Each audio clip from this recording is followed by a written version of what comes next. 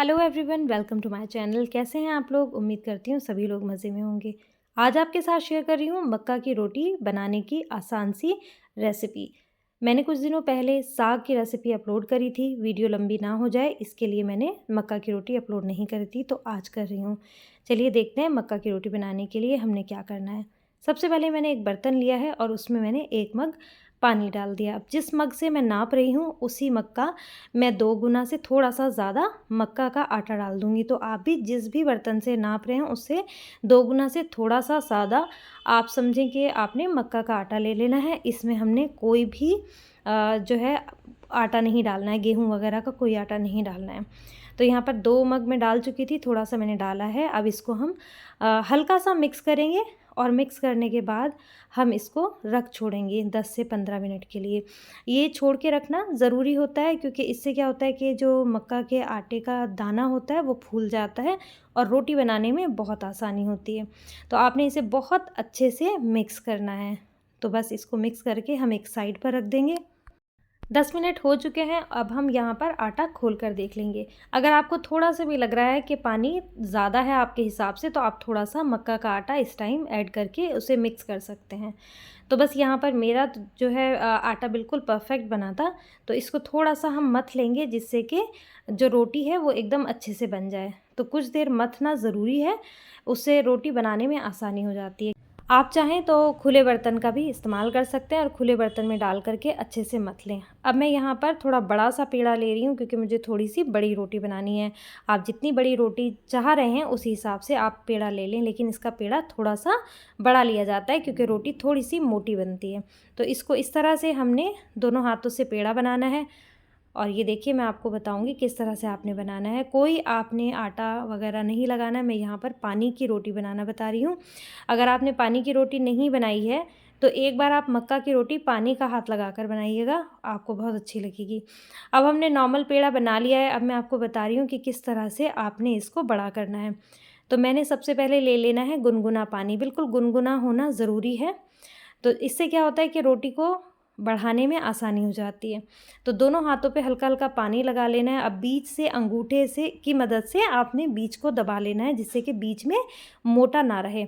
अब हमने किनारे दबाने के लिए फिर से हथेली पर पानी लगाना है और हथेली की मदद से आपने इसको साइडों पे दबाते जाना है। और किनारे अगर फट जाएँ तो आपने उसको इकसार करते जाना है। तो इस तरह से आपने रोटी को बढ़ा लेना है।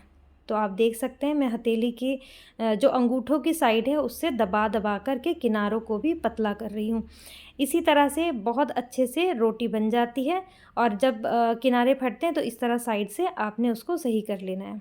हल्का-सा पानी फिर लगाएँ, जैसे आपको ज़रूरत लगती जाए आपने पानी लगाते जाना है और रोटी को बढ़ाते जाना है। तवा मैंने साइड में पहले ही गर्म होने के लिए रख दिया था। तो यहाँ पर हमने रोटी काफ़ी अच्छे से बढ़ा ली है। अब हम इसे गर्म तवे पर डाल देंगे। तो ये देखिए इस तरह से बढ़ा लें। आप जो है इस तरह बढ़ा करके, अगर तवा पूरा गर्म नहीं है तो आप इस तरह बढ़ा करके भी रख सकते हैं एक साइड पर। अब जिस तरफ मैंने पानी लगाया है वो तरफ हमने तवे पर डालनी है। जहाँ पर हमने पानी लगाया वो हम साइड हमने तवे पर रखनी है। तो ये आप देख सकते हैं तवे पर मैं डाल चुकी हूँ और कुछ देर में हमने इसको पलट देना है। तो चलिए तब तक, जब तक कि वो रोटी तैयार होती है, मैं यहाँ पर एक पेड़ा और बनाकर रख लेती हूँ जिससे कि हमारी रोटी फटाफट से बन जाएगी। तो ये देखिए इस तरह से आपने पेड़ा बनाना है। मैं दोबारा से इसलिए दिखा रही हूँ जिससे कि आपको अच्छे से पता चल जाए।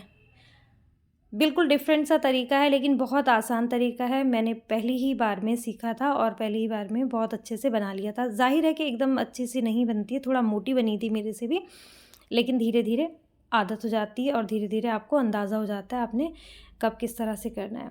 तो देखिए हमने थोड़ा-सा इसको बढ़ा लिया था हथेलियों के बीच में दबा कर के, फिर थोड़ा-सा गुनगुना पानी लिया है। अंगूठे की मदद से हम बीच का जो साइड है उसको पतला करेंगे और उसके बाद हम हथेलियों की मदद से किनारों को पतला करेंगे। ये देखिए बिल्कुल बीच से हमने अंगूठों से दबा करके सही कर लिया। अब यहाँ पर आप देख सकते हैं कि थोड़ी-सी रोटी पक गई है, तो मैं छुरी से ही इसको पलट रही हूँ और यहाँ पर थोड़ी-सी टूट गई है। कई बार हो जाता है तो कोई इसमें दिक्कत की बात नहीं है क्योंकि मेरे एक हाथ में रोटी थी। तो इस तरह से ध्यान से आप पलट लें। तो अब हम दोबारा रोटी की तरफ जाते हैं और ये देखिए इस तरह से हमने बनाई है। अब मैं दोबारा से जो है अगर मुझे ज़रूरत लगती रहेगी, जैसे आपको ज़रूरत लगेगी ना, आप उस हिसाब से हल्का हथेलियों पर पानी लगा लीजिएगा।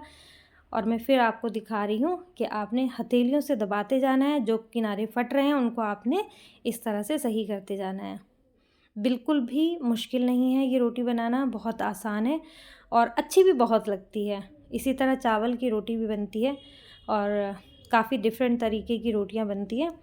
तो मैं मक्का की रोटी ज़्यादा बनाती हूँ। इंशाल्लाह आपको किसी दिन चावल की रोटी बनाना भी हम आपको बताएंगे। चावल की रोटी भी बहुत अलग अलग तरीक़ों से बनती है।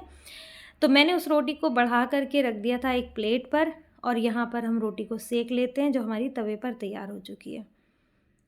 तो चूल्हे पर खुली आग में सेका जाता था, तो मैं यहाँ पर गैस पर भी खुली आग में ही सेक रही हूँ। बहुत अच्छी बनती है और एक बार आप ज़रूर बनाइएगा। तो चलिए पलट करके भी इसे सेक लेते हैं। तो दोनों साइड से अच्छे से सेक लेंगे इसको।